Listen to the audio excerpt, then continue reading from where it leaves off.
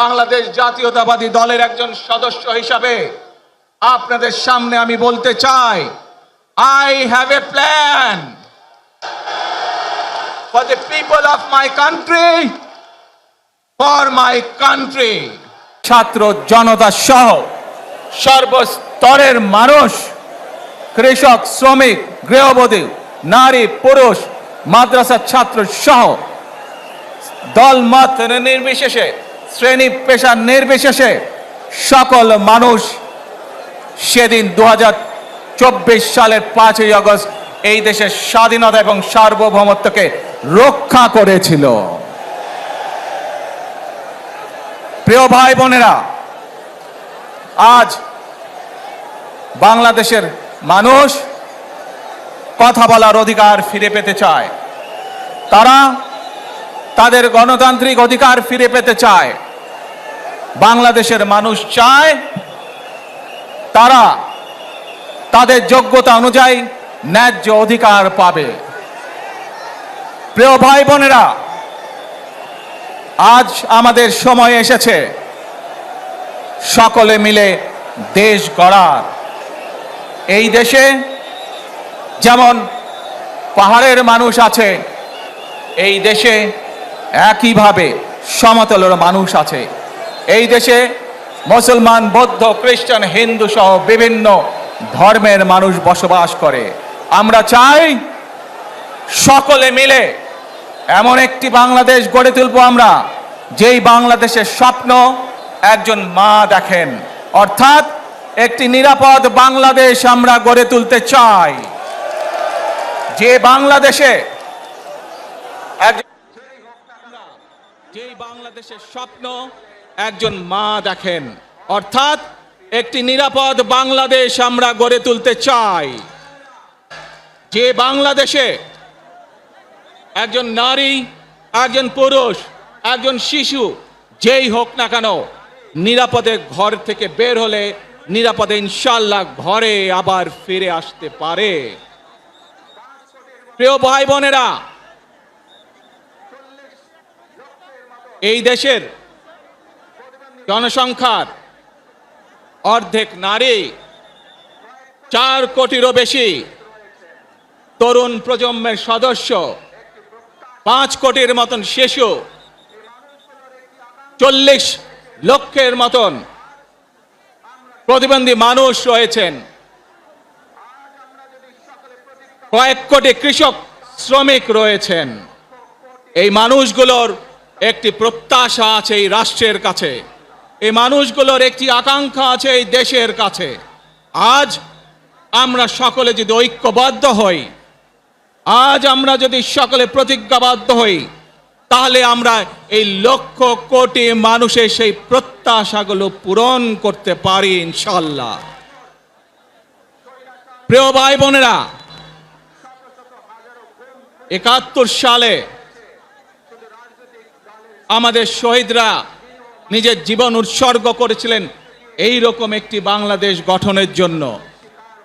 বিগত 15 বছর স্বৈরাচারের বিরুদ্ধে শত শত হাজারো গুম খুনের শিকার হয়েছে শুধু রাজনৈতিক দলের সদস্য নয়, নিরীহ মানুষের প্রতিবাদ করতে গিয়ে অত্যাচার নির্যাতনের শিকার হয়েছে, জীবন দিয়েছে।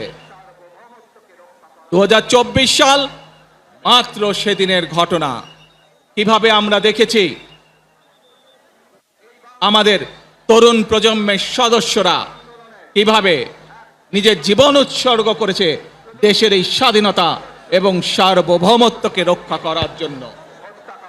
প্রিয় ভাই বোনেরা, কয়েকদিন আগে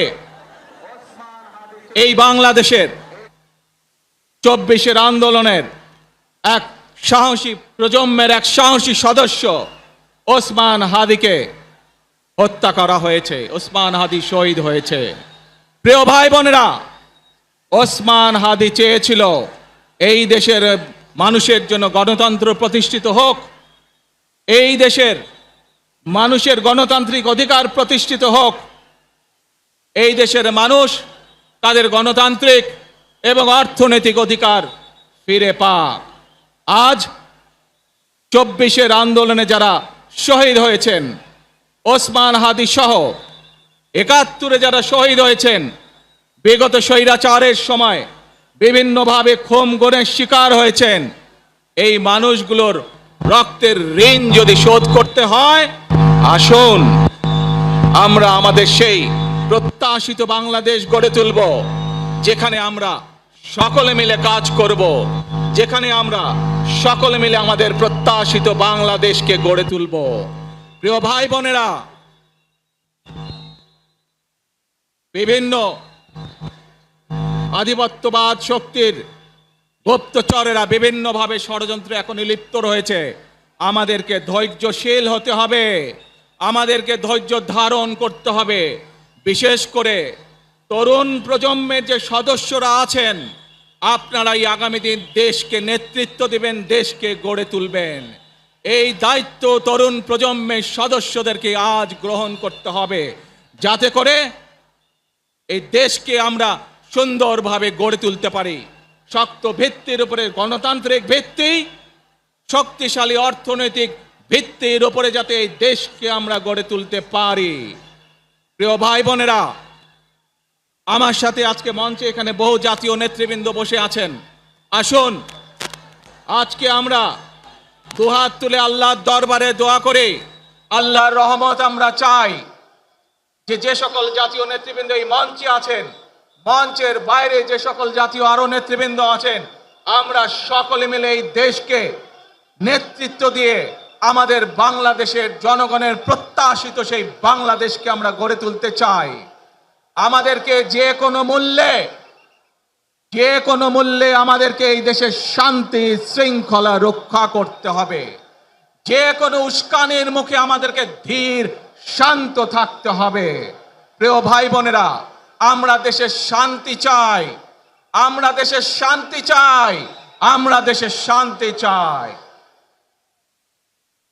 প্রিয় ভাই বোনেরা, মার্টিন লুথার কিং নাম শুনেছেন না আপনারা? নাম শুনেছেন তো আপনারা? মার্টিন লুথার কিং, তার একটি বিখ্যাত ডায়লগ আছে, আই হ্যাভ এ ড্রিম।